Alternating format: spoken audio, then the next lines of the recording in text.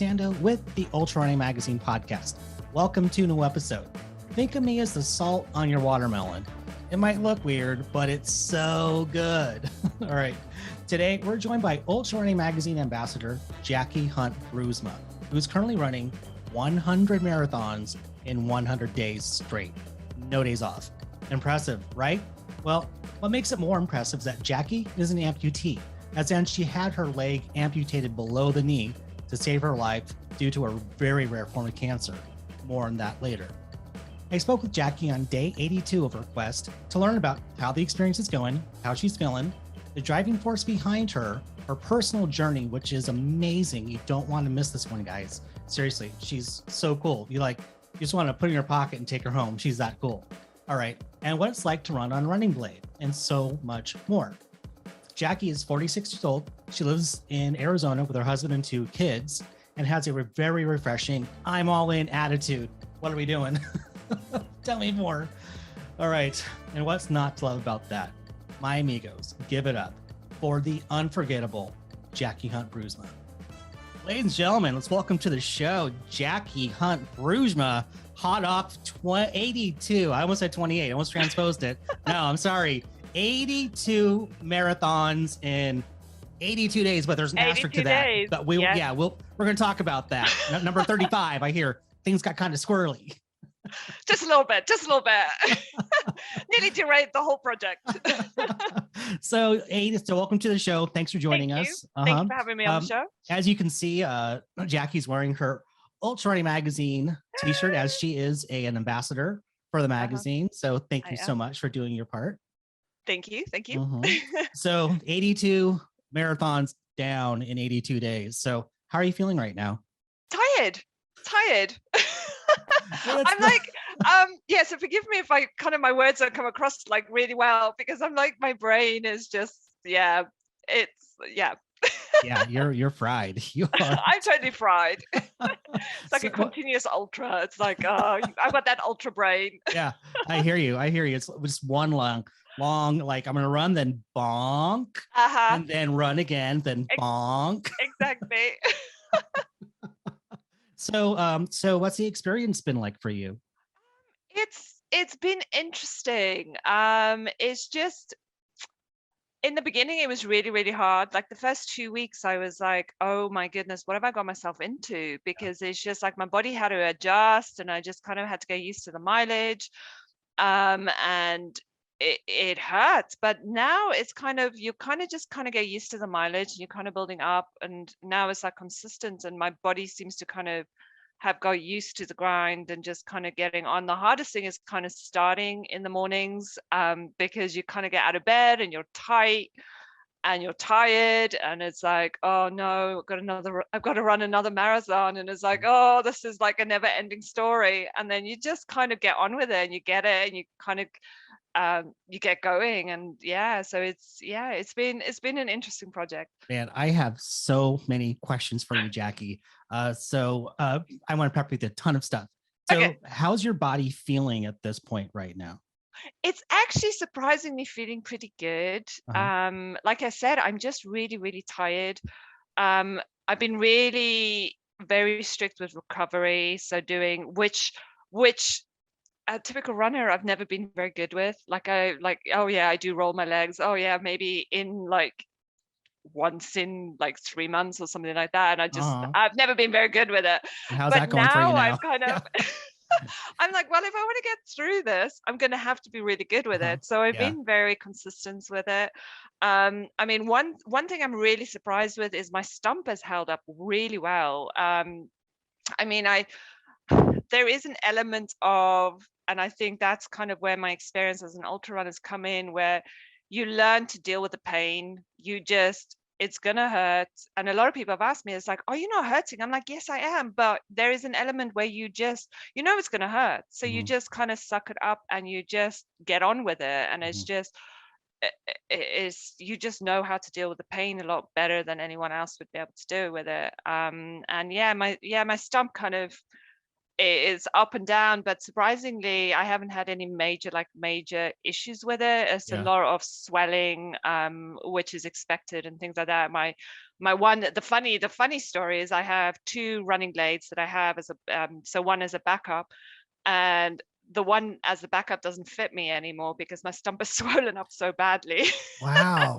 So I'm like, luckily I had another one that I can kind of play around with and stuff. So I'm like, otherwise that would have maybe been a bit of a problem, That would have but been a challenge. that would have Yeah. been a challenge. So yeah, Yeah. yeah.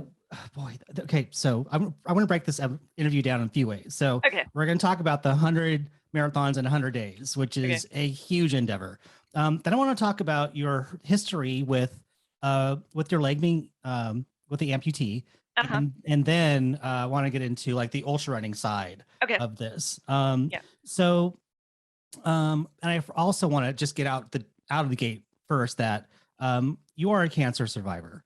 I am. Yeah. And you had Ewing's sarcoma, That's correct. which Yes. is my understanding is it's a very rare type of cancer that mostly affects children. Is that right? That's correct. Yes. So it was weird that I had got it. They were quite surprised when I got it because I got it when I was in my 20s. And it is such a rare type of cancer that there wasn't a lot of research at the time. It's kind of got a little bit better now as the years have gone by, but still not fantastic because it is so rare. Mhm. And the tough thing with Ewing sarcoma is if they don't catch it early enough, the outcome's not very good. It basically, if it breaks off, it spreads straight to your lungs, and so the survival rate is really, really low when it comes to Ewing Yeah. sarcoma. So I'm one of the lucky people that just for me, it was literally they found it, and thank goodness it like within a month. I had a biopsy done, I saw the specialist, and I had my leg amputated. So in the span of those 4 weeks, they moved really, really quickly. And I think that's what saved my life. Mhm. Is just the decisions were made so quick. And at the time you kind of when it was all happening, I didn't have time to think about anything because it was kind of just felt like this massive whirlwind. You get told you got cancer, and that it can spread, but your only solution is amputation. So it's like there's so much that you have to take in at the time, that yeah, it was tough. Mhm. Your story is a bit personal for me. My mom is Yeah. a stage 4 sarcoma survivor. Oh wow. Yeah. Oh wow. That's Yeah. fantastic. Yeah. And oh boy. So so I Yay to understand survivors. I understand Woohoo! your story better than most That's people. fantastic. Yeah. So I am so proud of you, what you're doing, and you're really Oh, shining a thank light you. on something that does need attention. It Um, does, and the funny thing is, I've had so many people, especially with doing this 100, that have contacted me and said, "Well, my daughter has passed away, and she had a Ewing sarcoma, or she had," and it's like all these people are contacting me and kind of opening up and stuff, and it has kind of opened up the story, so people are like, "What is sarcoma, and what is?" So hopefully this will help just to bring a little bit more attention to it. yeah. I think that's wonderful. I really do. Just shining a bright light on something that was pretty grim at Yeah. one point in your life. But here you are in the midst of 100. I'm not going to stop saying it throughout the episode. 100 marathons in 100 days. Where did you get this idea? I had on social media, I had seen someone had done it. She set a new record, and it was 95 marathons, consecutive marathons for a female athlete. Uh-huh. And I looked at the idea and I was like, oh, that sounds like a. And my personality, let's just like take a step back, is my personality is I kind of don't think about things. I just jump into it and then when I've kind of decided to do something, then I think about and I'm like, oh, when I've started, it's too late. Yeah, So I'm like, that's that's not a just how recipe for I disaster at go. all. And my husband's like, what are you thinking?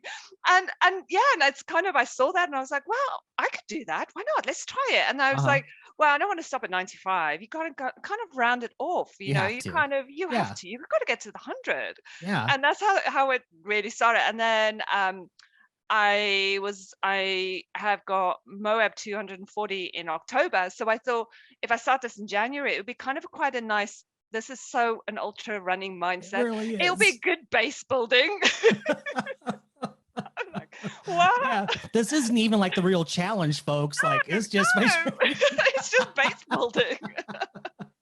So, where are you running for these marathons? I am doing combination. So I'm doing some treadmill miles. The reason why I'm using, because everyone asks, why are you doing treadmill miles? And the treadmill mile it's great for my stump because it's not as much pounding. So it kind of saves my stump a little bit. Uh-huh. It also saves the tread wearing on the bottom of my prosthetic. So it's just because the tread is a bit of a pain to kind of replace and stuff. So I have to kind of keep all those kind of things in mind. And then and again, I'm doing loops around my kids' school, which is a 0.6 mile loop, um, which is quite fun. I quite like it because I'm like, oh yeah, this is like being at like a 24-hour race. I'm going around in circles. And you're the only one. But it's great because I can put all my fuel down under a tree. I've got Uh-huh. my own little setup, my own little aid station. I'm clearly missing the ultra scene at the Uh-huh. minute. Are you seeing So I kind regular of, like people out there and they're like, uh-huh. what is she Yeah, doing? yeah, I do. And then I have people like drive past me and go, roll down the windows, like, we see you all the time here. What are you doing? Are you okay? You okay? Yeah. Because normally when they see me, I look like death anyway, because I'm like shuffling and I'm like, oh. And then there's another loop, which is a 1.6 miles. So it's a little bit longer, but it's like a dirt trail. Huh? So that's quite nice because it's nice and soft, and yeah, it's quite a fun loop. So again, I seem to be doing loops and just why not make the challenge a little bit more harder than what it is already? Yeah. It's mentally tough. How long is each marathon taking you? It depends on the day. I mean, I started at about 4.5 hours. Now I'm like 5.5, 6 hours. So they seem to be getting a little bit longer and a little bit more tired I am and stuff like that. So it's just, I'm out there. I'm like, you know what? The end of the day is just to get it done. So I'm just going with the flow, and it's been quite good because I think because I haven't been running them as fast, I haven't got injured. Mhm. So it's kind of, I think this the slower the strategy, the better, because it's just not as grueling on your body. So yeah.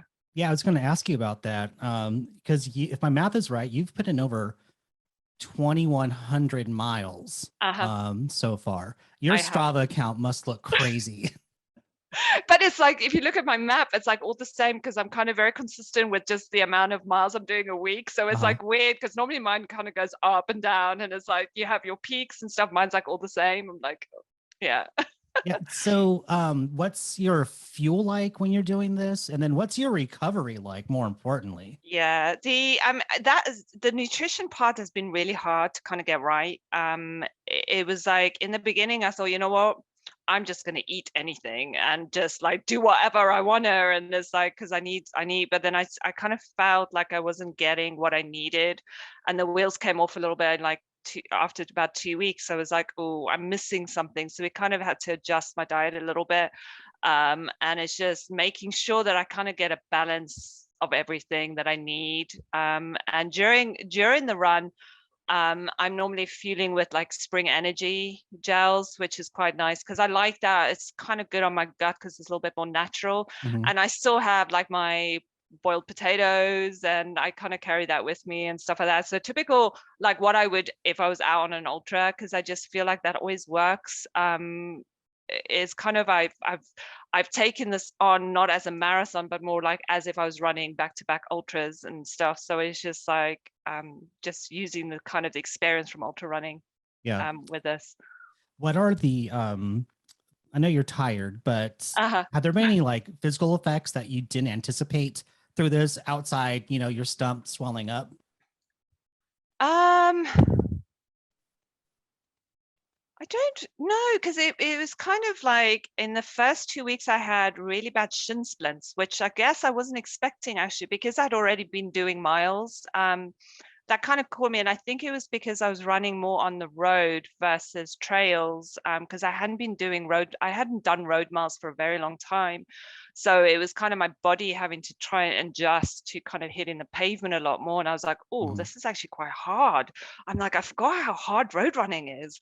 And I think that was a little bit like, yeah, I kind of had to adjust to those, but like everything else has kind of been expected. Like I mean, my hip flexors, I always have more issues with my hip flexors just because I'm running with a blade. My body just works a little bit different. So it's kind of, you kind of just do a lot more stretches and stuff just to kind of work that out. But I think the hardest part of this was that I wasn't expecting as much is the mental aspect of it, because the mental aspect has been really, really hard. It's, I think that has definitely been the most challenging out of the whole thing, is just that, and the nutrition, just getting that nutrition right, because it was just, I've learned so much about how important the good and the right amount of nutrition is, because everyone like expects like, yeah, you're probably taking in so many calories and you're probably eating whatever you can or whatever you want to. And it's like, there is an element of that you can eat whatever you want to, but after a point, your body kind of starts craving, where you need the right kind of nutrition, and you need to just be able to kind of keep up the mileage and keep pounding your body like this so your body can recover. So that's been quite a good learning curve. But yeah, the mental aspect has been tough. It's just because you're kind of fight, because at some point it kind of gets boring, and especially because I'm doing the loops and stuff, but it's just from a convenient point of view, because if I need anything, I can just have it all in space, which is fine. But you kind of start having these battles with yourself of like, oh my goodness, I've got to run another marathon today. Really? Do I have to do it? Yeah. Well, you know, So, Jacky, that's why they call it going loopy, for a yes, reason, I right? do. So like there are no days off, and this No, for all intents and purposes is a full-time job for you. pretty much, yeah. Um, it's like going to work, like you're punching the Uh-huh. clock. Exactly. And that's how I've been like approaching it. Oh, okay, good. Well, great. But what's your mindset when you're going to sleep and then waking up? Because you have this, you gotta go to work. Yeah. Yeah. It is.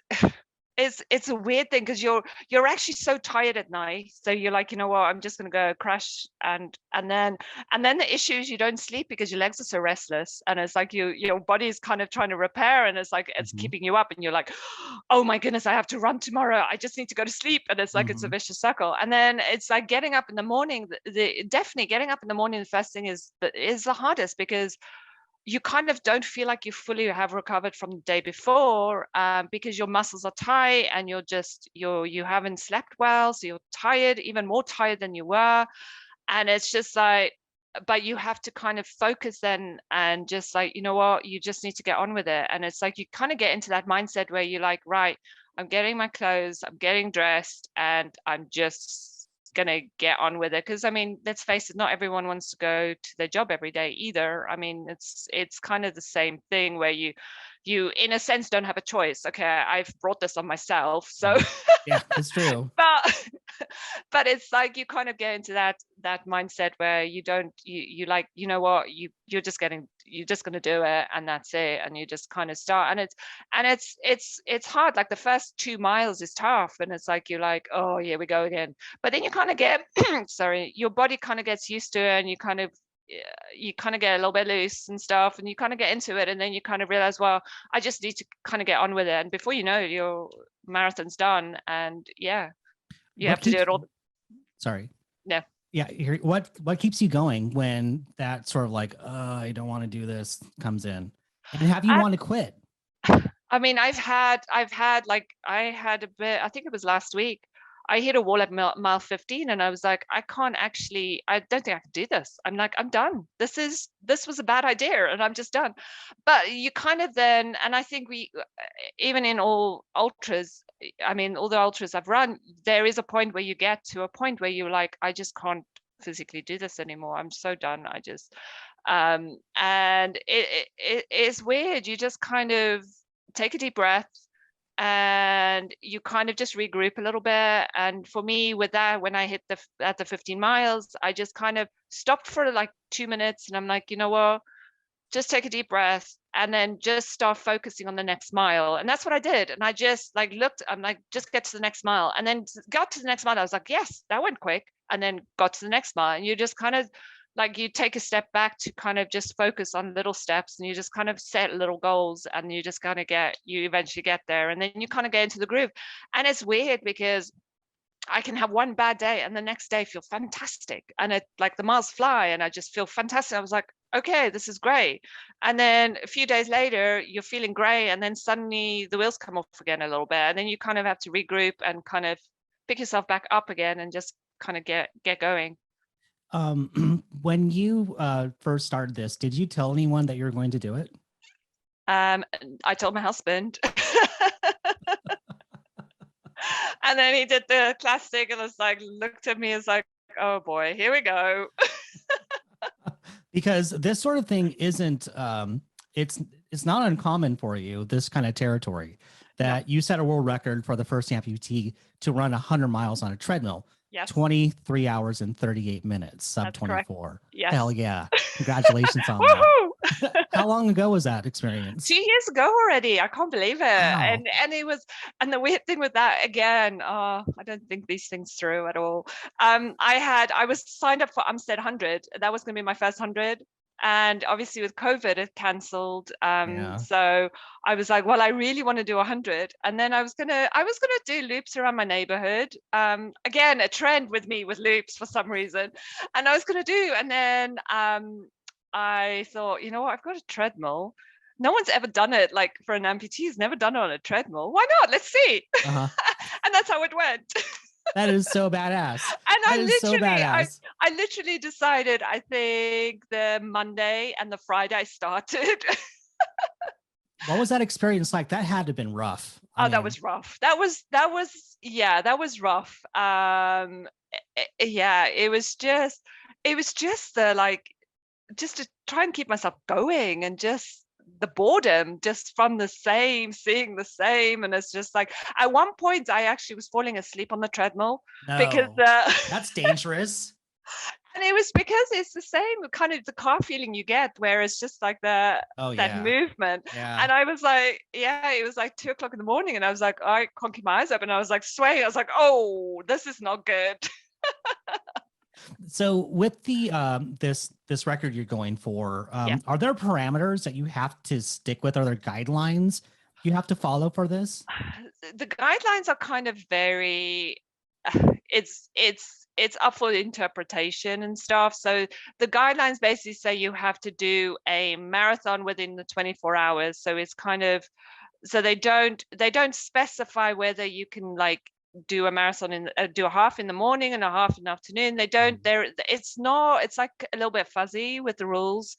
So I think everyone interprets it a little bit different. I mean, they're very clear with what you need to provide them with when you're finished, but the actual overall is like, it's a little bit fuzzy there, where people get a little bit confused. I know where you're going with this one. Okay, let's talk about it. Number 35. that was interesting, and I think that nearly broke me actually. And I'm like, and it was the weirdest thing, because I had originally signed up for a full marathon, but I had some issues with childcare with my kiddos. So I kind of downgraded it to a half marathon. So I thought, you know what, it'd be fine. I'll do the half marathon at the race, come home, check on my kids, and do the other half around the neighborhood. And of course, I posted that on social media, which I regret now that I did, but why? I mean, what's the problem with that? But that's the thing. And a lot of people, there were a few people that came back and said, yeah, but according to the rules, they don't think that is correct, that it doesn't count.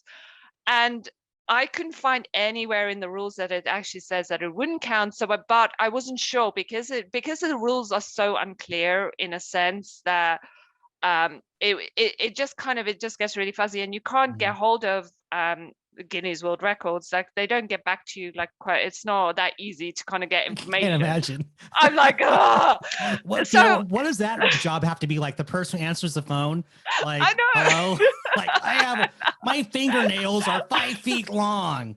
Does that count? I know.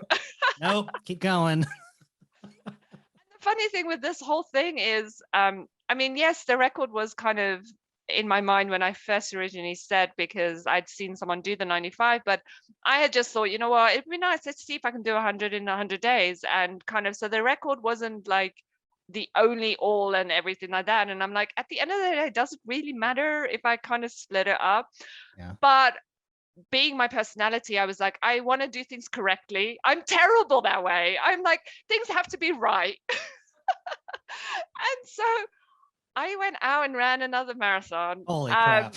I know. I know. And it's just, and the thing is, like, you have a time limit. So I had to, and I literally made it. I think it was like, was it 4 or 6 minutes to spare before 12 that I had to get this done. Now, can you imagine? You've already run a frigging marathon, and then I had to kind of go out and just like get it done. And No. just, I couldn't believe I got it done.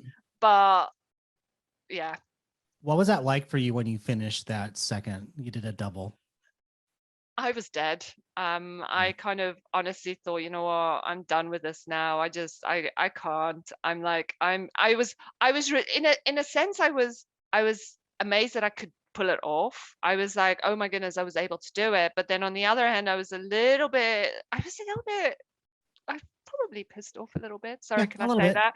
Yeah. And I was like, you know what, this is pathetic. But it was my own fault because I know I had other really nice people reach out and then say, you know what, you didn't have to do that. And I know I didn't, but it's kind of one of those things where someone points out and I'm like, you know what, I just need to correct this. I'm Yeah. like, if you're going to kind of go that far already, because by then, like 35 for me was that was a heck of Yeah, an you're achievement 1/3 in. already. Yeah. You're already well in. And I'm like, you know what, for a technicality, I'm like, that would just be stupid if I kind of didn't get it because I didn't do it correctly. So I just like, you know what, it is what it is. But what surprised me was that obviously I went to bed a lot later that night, and the next morning, surprisingly, I kind of just got back on it and just kind of somehow I managed to regroup and just forget about the day before and just kind of went on with it. I was really, really hungry because I hadn't, and like the wheels came off a little bit too, like 2 days later, the wheels came off a little bit because I hadn't fueled correctly on that. Because I mean, I wasn't planning to do 50 miles. Yeah. I'm like, so I wasn't prepared for that at all. So it was kind of, I had to play a bit of catch up with my nutrition and stuff just to kind of get it all back on track.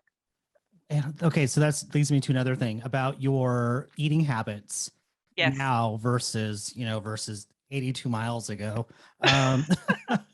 Are you just like pounding calories right now, or is your I eating habits kind of the same? um I'm eating more, but I'm eating better. So I'm eating more quality versus what, like in the beginning, I was eating lots of pizzas and donuts and like just like trying to Yeah, get the man. calories in. Yeah. I'm like, yeah, I'm an ultra runner. We can do that. It's That's open why I do season. ultra running. It's like, but it's just when you're kind of going on this long, it's like you kind of start realizing you need a little bit more nutritional value food and stuff. So I'm still the calorie intake and stuff, I'm still trying to balance that, but just trying to make sure I'm kind of getting more of a balance of, it's like really, I was like, oh, now I have to concentrate on what I'm eating. Come on. You could have set yourself up for success and 2 records of like most donuts consumed I could and have doing done that. yeah. Yeah, I should have. I think maybe I'll do that next time. Let's see if I can sustain that. And looking ahead, I hear that that number 92 is going to be a special event for you. It is. It is. It's going to be Boston. Yeah. Boston.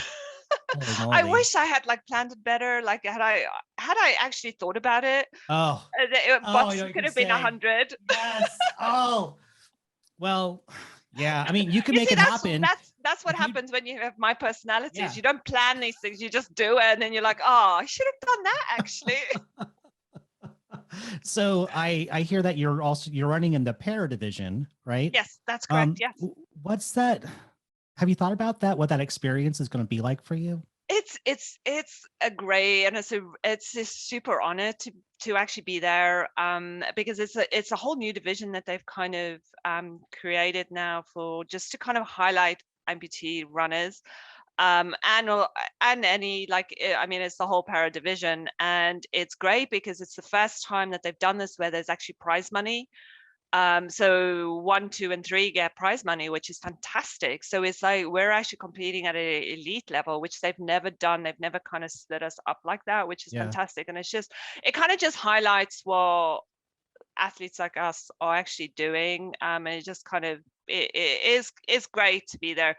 It's just a shame this will be 92 because I'll be shuffling rather than running really fast. Yeah. like, forgive me, I'm going to be shuffling because my taper run the day before is another marathon. So I'm like, Yeah. this is like, or my shakeout run, I should say, my shakeout run is going to be a marathon. So I'm like, yeah, it's just bizarre. How cool. How cool. And so this is a this is a great segue into the next section of this interview where I think things are going to get a little more personal, and I hope that's okay. Yeah, that's And fine. I think my hope here is to maybe demystify people who are amputees. They lost a leg, an arm, and to talk about that a little bit, to take the mystery out of it. But I do feel like there's a greater awareness in our society about amputees, especially when it comes to athletics. Yeah. Do you feel like that's true?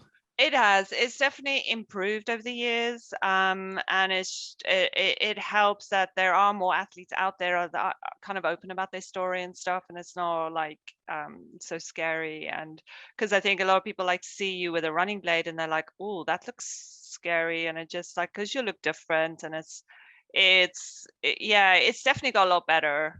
Yeah, because the human brain automatically, I think, goes to curiosity, like what happened. And for people, it could be like, I was born this way, or Yeah. or there's a trauma there, Yeah. Yeah. And so I kind of want to highlight that a little bit if we can. Okay. And getting into the sarcoma, and when you had that procedure done, it went by super fast, like you said. And then so you have the procedure, and you wake up in the hospital with, part of your body's not there anymore. Yeah. What was that like? It was tough. And the weird thing was, and especially being a woman, it was like, is hard because you don't feel the same anymore. You feel like, for me, it was a whole process. I really felt ugly because I didn't want to look at myself anymore, because I was like, oh, part of me is gone. And the weird thing with my whole cancer journey was, at that time, the only thing I thought about was that I was losing my leg. I didn't look at the fact that I had survived cancer and that I could have died from it. It's weird how your brain works and how you become, because at the time I was just told, well, you're going to lose your legs, so you're going to be in a wheelchair for the rest of your life. And it's just like, it's a hard pill to swallow. And I remember the night before my surgery, I sat in the bath and I just cried because I looked at my legs and I'm like, tomorrow one's going to be, and I'm not going to be normal anymore. I'm just not going to be me anymore. And it's like, it took me a very long time to kind of accept what I looked like. And it's harder because you kind of already so insecure, and you kind of, then you're walking outside and people stare, and it's it's normal because you look different. And it is that curiosity of like, oh, what actually happened. And it took me a long time to kind of get over that and just kind of accept who I was, and more look at life as gratitude, because I'm here, I survived. And I'm like, there's so many sarcoma patients that haven't survived, and I'm like, part of me was being selfish, because I'm like, yeah, I just lost a leg, but I've still got my life. So it's just kind of changing perception. And it took me a while to kind of, it sounds terrible, but it's just the truth. It took me a while to kind of change my mindset and just realize, you know what, I'm here, I'm survived, I'm good. And that's kind of when running came into my life, that like really changed the perception even more. And it's like, it gave me more of appreciation of what I can achieve and what my body can do. And it's just like, oh my goodness, this is just incredible what our bodies can achieve. And yeah, and it's been an interesting journey. And it was, I mean, I still remember with the surgery, because the doctor I had then, he was very direct, because at the time we were living in Holland when this happened. And the Dutch tend to be very, very direct. And it was literally, I came out of surgery still groggy and stuff, and he literally pulled the blankets off and he's like, yeah, that's your leg, look at it. And I was like, and I wasn't prepared for it, but it kind of shocked me, because it was like, oh, and then you kind of have to realize what's going on. And it's kind of, in a sense, that kind of helped, because it was kind of, you just have to, that's what you look like now, and things like that. And yeah, it's been an interesting journey, but it was something I had to go through, and I'm grateful for the, and it sounds bizarre to say, I'm grateful for what happened, and because it's made me who I am today. Had I not gone through that, I wouldn't be doing what I'm doing now. I wouldn't be grateful for life. And it's just like there's a sense where you take things for granted, and it's just like, oh yeah, every day is going to be the same, and uh, everything's going to be happy, and like I'm going to live forever. And it's like you take everything for granted, and then suddenly something like that is taken away, and it's like, oh, I can't just get out of bed and kind of go to the bathroom, just simple things like that anymore. It's just like that is like just your simple life is just like everything's gone, and it just puts things in a more of a perspective, and it's like you just learn to love life more and just be grateful for what you have. This is a wow. It's so many questions. This is a question I like to ask a lot. Putting you in my Scotty time machine Yes, and taking you back to the moment when you're feeling low after the procedure. What would you tell yourself now, to your former self? I would tell myself it's going to be okay. Mhm. You'll be fine. I would Yeah. literally, I wish someone had like said that to me, because at the time it's hard to see. Hmm. It's really hard to kind of comprehend what's going on, and it's hard to kind of see where you're going to be in the future and stuff. And you're just living now and you're surviving, but it's and you look so different, and it's just like you've got so much going on, and it's like I wish someone had just said, you know what, this is your journey. In a few years' time, you'll see it has been all worth it, and this is kind of where you'll be, and you'll be okay. Yeah. Like, girl, you're going to do amazing things. Yeah. Um, so after the procedure like that, Yeah. because I don't know, Uh-huh. do they like just roll you in a wheelchair to the parking lot and say, well, good luck? Or is there some sort of like protocol for the physical and the mental side of that? There is a protocol for the physical side. So there's things you have to be able to do, like you have to be able to balance on crutches and things like that before they kind of release you out of the hospital. So you see a PT, and they kind of help you, and then there's a procedure, because your stump, when you've had the surgery, your stump's really swollen. So it's pretty gross, because there's like a drainage and stuff. It all has to drain, and it's like it's not pretty. And then you kind of get fitted for prosthetics and stuff. So there's like that whole long process, but you can't use your prosthetic because your leg's still too swollen and things. Mhm. But they try to get you into a prosthetic as quick as possible. But what they forget about is the mental aspect. I never got any help with that whatsoever. It was kind of like a thing where they were like, well, that's what's happened, deal with it.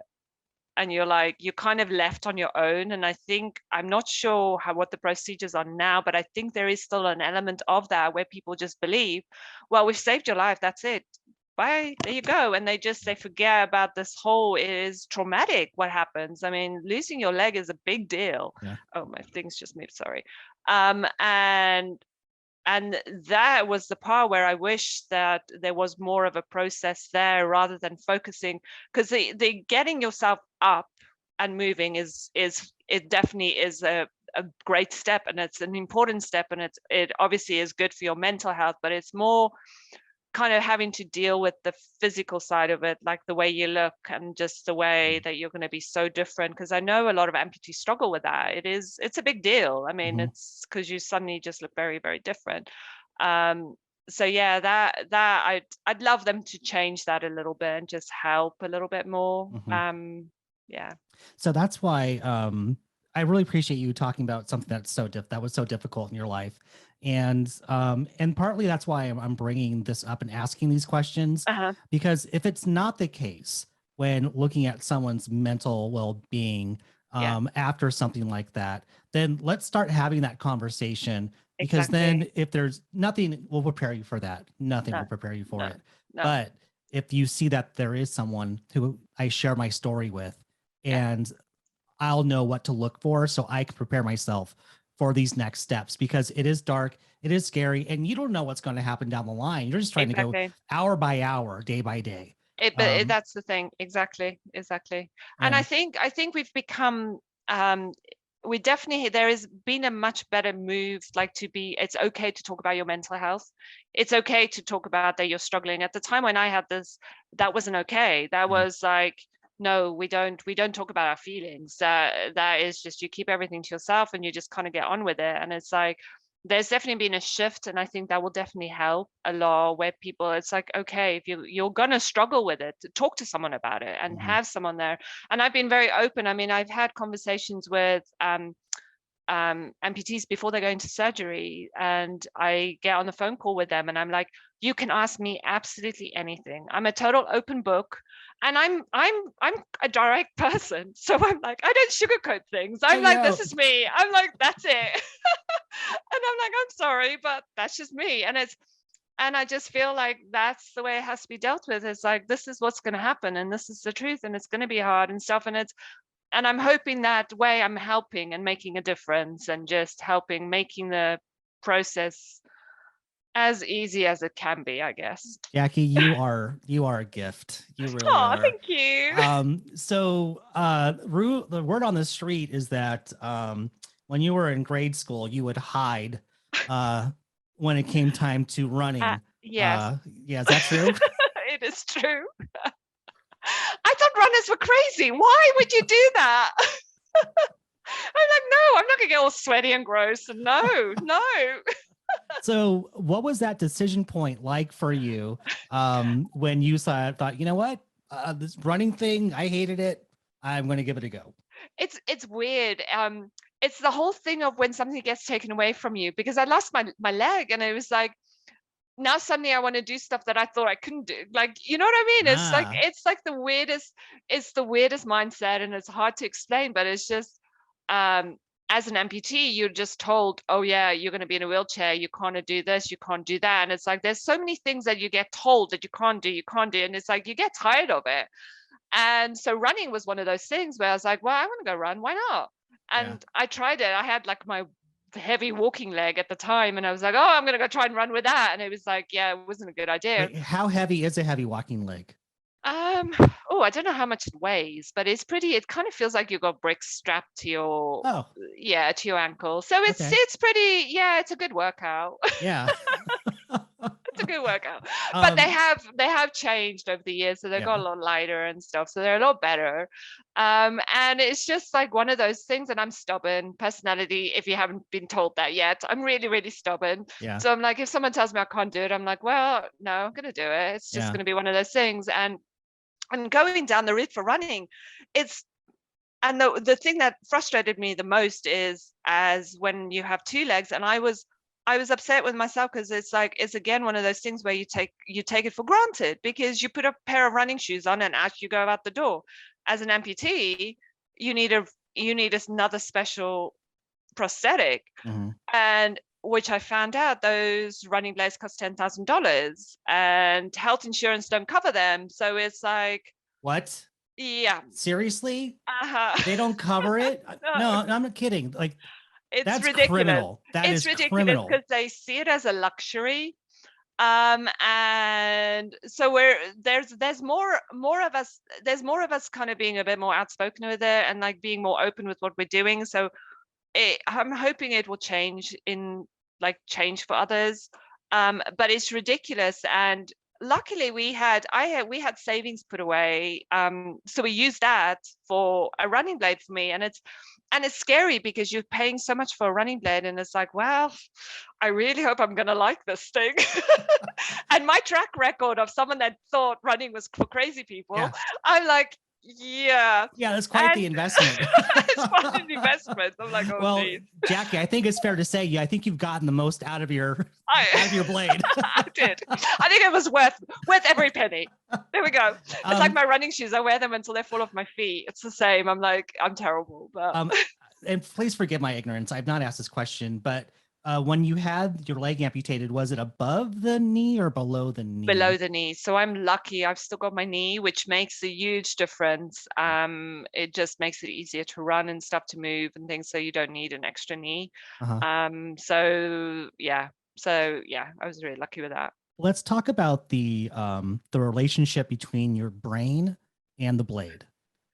What's that That is like? an interesting relationship. It's I always say I have to work on my trust issues Mhm. because it is a trust exercise, and it's Mhm. like the first time. And the weird thing with a running blade again is you have it made. So there's a whole process. You have, like, if you don't know what the process, forgive me if you do know what the process is, but it's you get your leg casted. They make you a socket, they make you a test socket, and then they put you on this on a blade to test down things. And the weird thing is they literally give it to you and then they go, well, there you go, off you go run. And it's just like there is no process of like teaching you to run with it or helping you anything. And for me it was the first time you kind of step out on a blade, it feels amazing because you feel like you're flying and it's like a sense of freedom.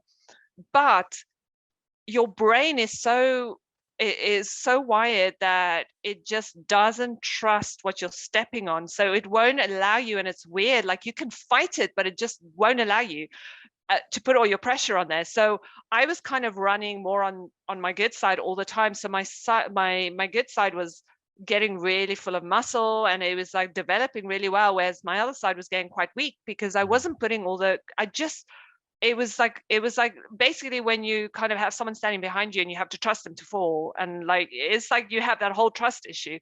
And it's pretty much the same where you kind of have to teach your brain to, like, it's okay, you're not going to fall, you just have to. And you don't have that feeling, so you don't, like, when your foot hits the ground, you kind of have that feeling and you, like, your ankle moves and stuff, so it's more that you kind of see where you're going.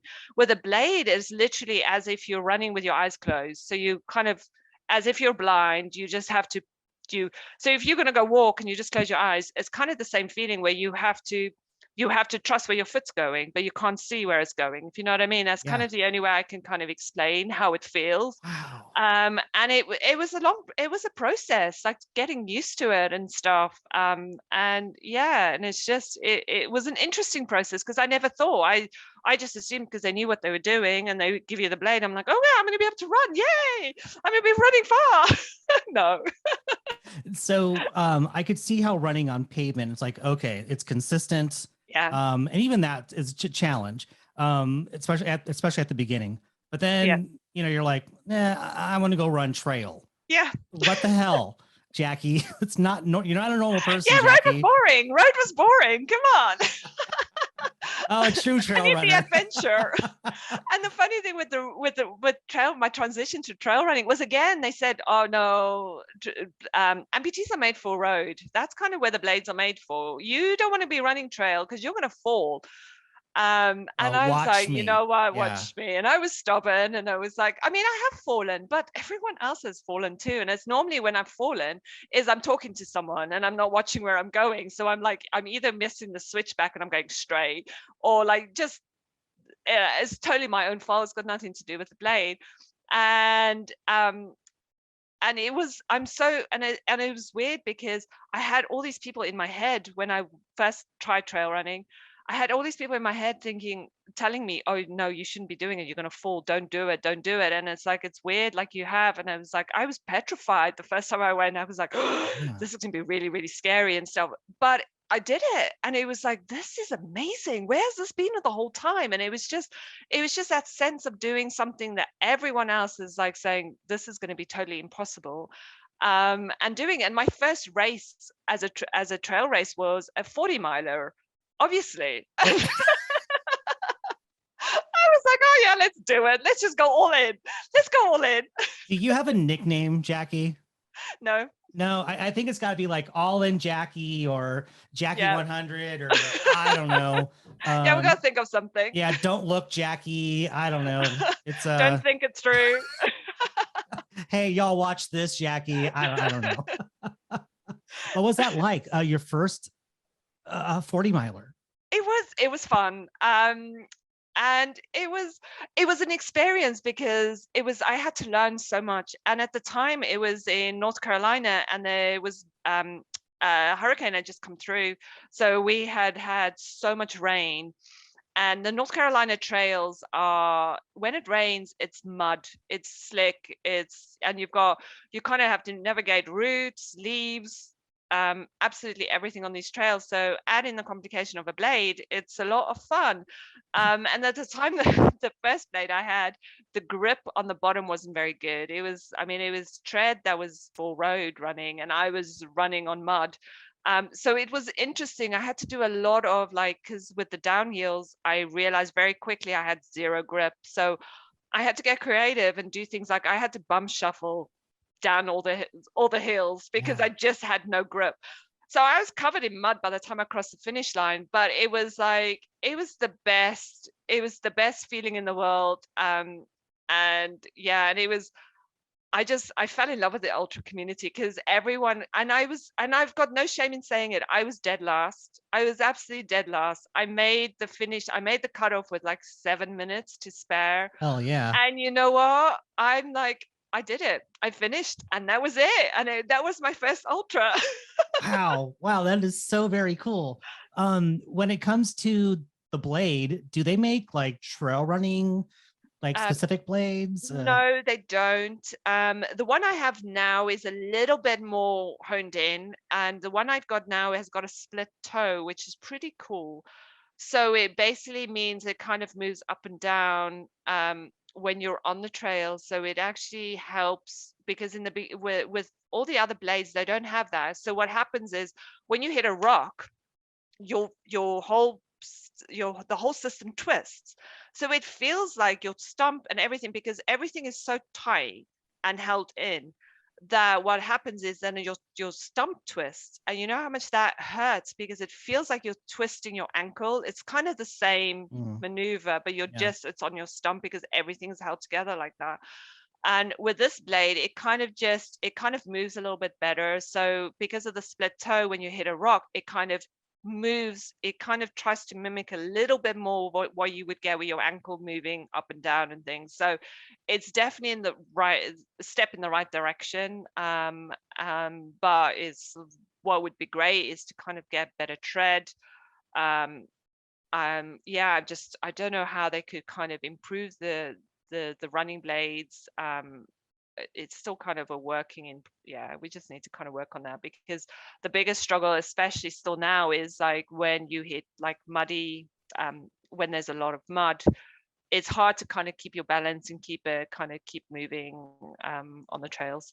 Do you have to be a little more thoughtful about the shoes that you do purchase in compensation with what you're running on, and Yeah, for me, it's a lot to do with the stack height or the thickness of the shoe. Just because the blade is kind of, when you kind of have to have your hips aligned. So if the shoe is too high, it kind of throws my hips off balance. So it's kind of needs to be a little bit more. I have to think about that a lot more. I also prefer a lighter shoe on my foot, just because my blade is quite light. So it kind of just keeps it a little bit more quick and nimble, especially on the trails. So yeah, I'm quite picky when it comes to my shoes, just because I know what works for me and things like that. So I'm normally I don't have a lot of stack height. So, but it's good because I like to feel, especially on the trails, what I found that helps is I don't have too much cushioning. So I feel the ground under my foot, which helps for me to know where to place my blade. So it gives me a little bit more of a structure, and it's helped with me moving along the trails. And it's just the way I've adapted. And it's amazing how you kind of just figure these things out and you just adapt as you go along. Yeah, and folks, Jacky, she's right here. Jacky isn't doing just like, I'm gonna run and crush granite and call it a trail run. You did Olmsted 50. I did, yes. And what was that like for you? It was great. Olmsted 50 it's such a great race. The community is fantastic. It's a real community run ultra, so everyone's supportive and stuff. I mean, the hills kill you. But yeah, it's definitely one of my favorite ultras.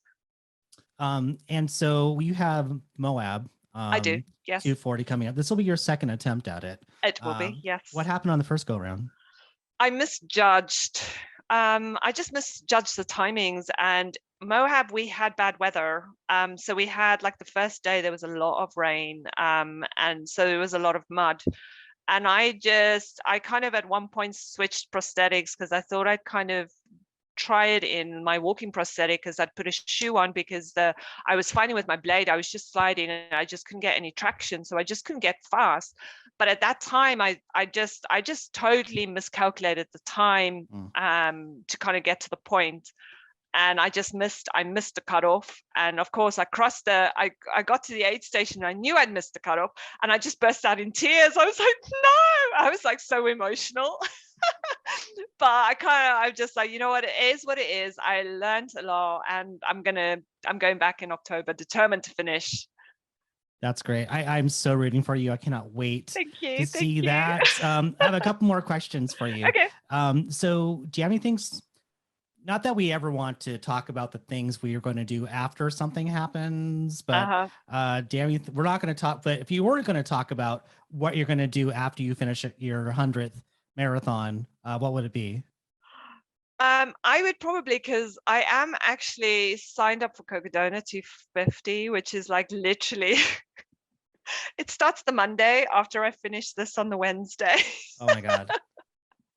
So I'm signed up for that. I kind of have to just see where I'm at and how I'm feeling and stuff, because I kind of, part of me thinks, you know what, I would have done all the base building anyway. I've got kind of good base. The only thing I haven't got are the heels that I haven't trained vert, because I've been doing quite flat running.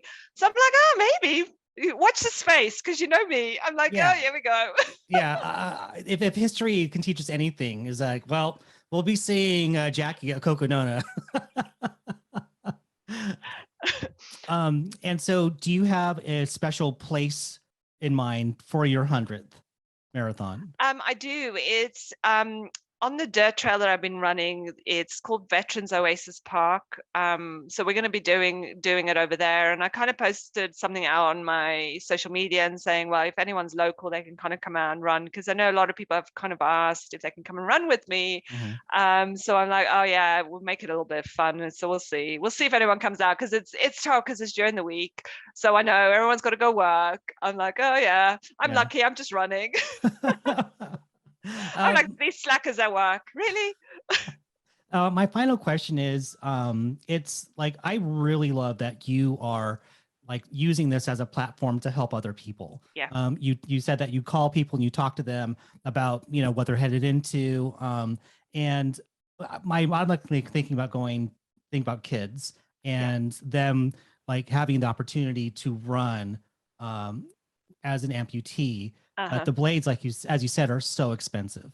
Are there places we can go to help support kids to get them those blades that they would need to run? At the minute for the hundreds, I'm raising money for Amputee Blade Runners, who is a fantastic charity who actually do a lot of work with kids. And it's like, you just go on their website and you have to apply, and they kind of, there's a process you have to go through, but that they grant children running blades. And it was like, I went out there, I spent some time with them, and I met a few of the kids. I did meet a 70-year-old lady that came in, had just had her leg amputated. It was the sweetest thing, because she'd seen me there and she was like, you know what, do you think I could get a running blade like that, because I want to start running? And I was like, yes. Why not?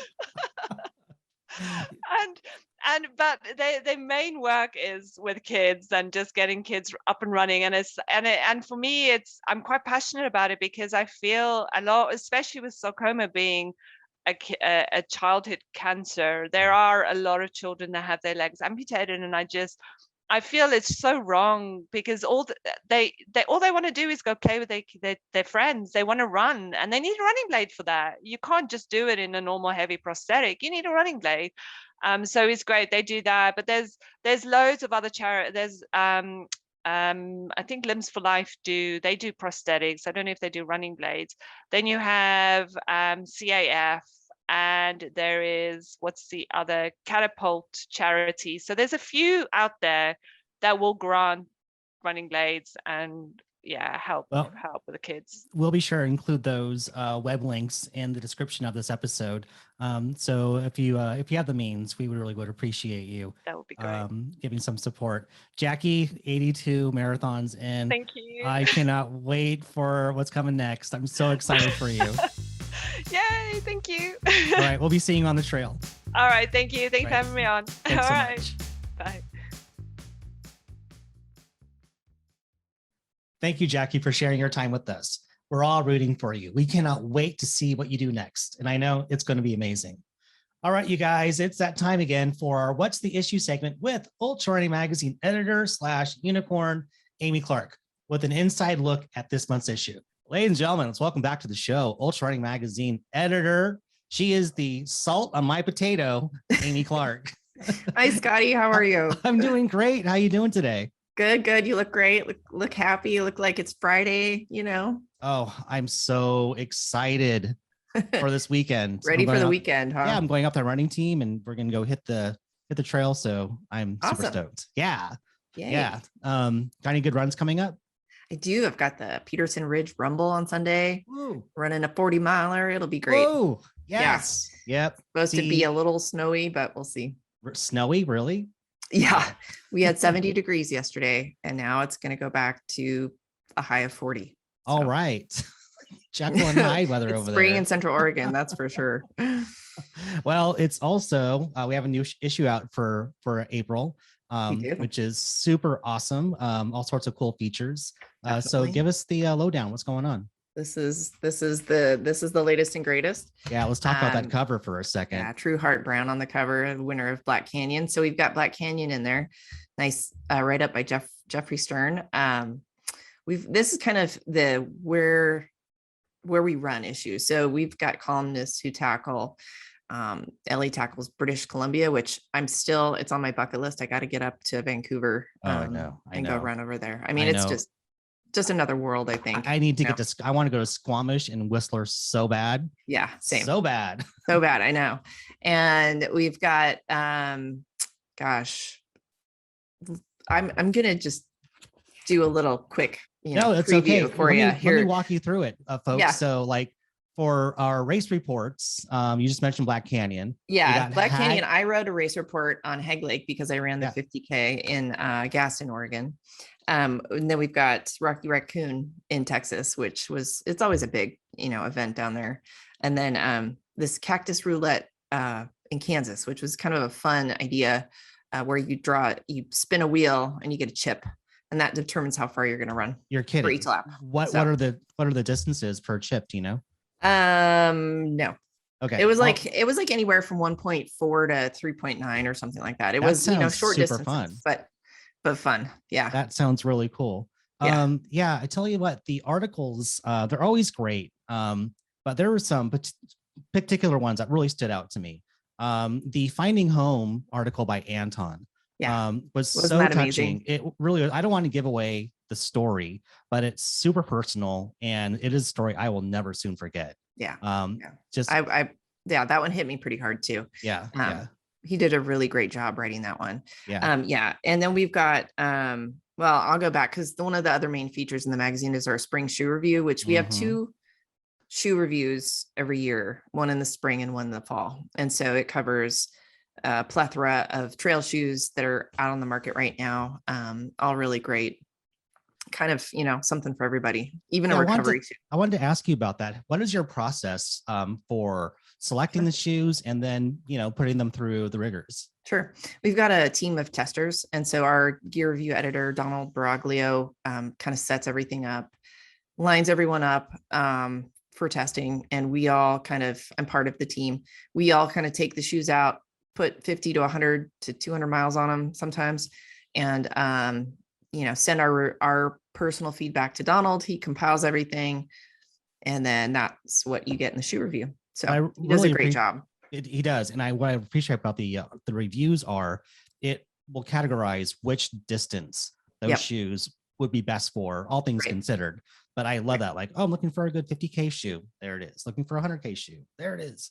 So super cool. And it's awesome. It's great.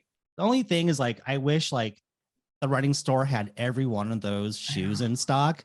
And Yeah. I'll tell you what, my shoe size is like the dodo bird. It is just going extinct. Oh, It really? does not exist. Yeah. Yeah. That's hard when the yeah. size is always kind of a question mark. Yep. Yeah. Yep. Yeah. Jason Koop's article about 3 training runs to add to your bucket list. Yeah. And I love that because it's answering the question to the dilemma of, where to run and what type of running to do. Yeah. Because I'll face the weekend, I'm like, do I want to do road? Should I do road? What am I training for? Do I need to get to the mountain, or am I going to run in the foothills? I mean, right. I'm But lucky he to also have those options, but right. But he also gives you confidence that even if you are running your regular routes, it's okay. Like you can go out and run your normal loops, and that's totally fine. Like, sometimes I feel bad. Oh, I'm just going to go do this run again. But yeah, it's okay. It's okay to add those to your routine. He is so good. We all know he is so smart. And Yes. if you haven't followed him on his podcast, KoopCast, it's available on, wherever you get your podcast and on YouTube too. But it's like getting an awesome lesson and free coaching advice. Not to mention his book, the latest edition of ultra training for ultra running. I think it's training for ultra. Yeah. No, his latest edition just came out, and it's definitely, it's almost like your go-to for anything ultra running. Yeah. From beginner to expert level. I mean, there's always something in there. And then Gary Cantrell's article on fear of failure. Yeah, the unique place that failure has in our lives, and it's so important, especially when taking on endurance events, because failure is going to come into the sphere at some point. Right. And it's just good to have that sort of maybe outlook. It's good to have that outlook before the failure comes in, right. Like, okay, I'm prepared for it. I know how to handle it. And then on the borderline on ridiculous, Dean Karnaz's article on running on water. He never fails to surprise me where he's going to go adventure and run. And this was definitely one of those, like, wow, this, insane contraption as far as like how. Yeah, folks, imagine like an inflatable hamster wheel. Okay. And he's running in that. Right. Yeah. He actually, so Dean just left to go run 100-miler in Patagonia. He's down there right now. Oh, he is? In Patagonia. Oh, so he doesn't turn down any kind of cool opportunity or adventure. He's just in it for the fun. Man, he has the life, really. He works hard at it.